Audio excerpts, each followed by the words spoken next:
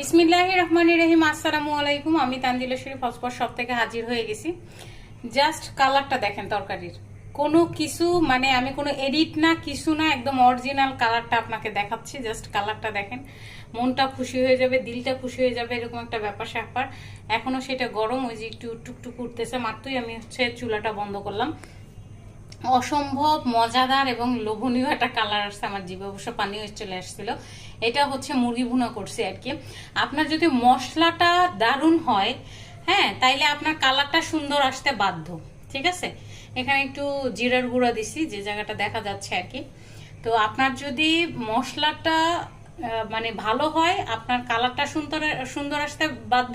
আর হচ্ছে আপনি খেতেও মানে একটা স্মেল যেটা বলে সেটাও অনেক দুর্দান্ত হবে, খেতেও ভালো লাগবে। এটাই হচ্ছে বলার ছিল।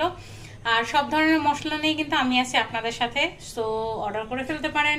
ভালো থাকেন সবাই, বিদায় নেই, আল্লাহ হাফেজ।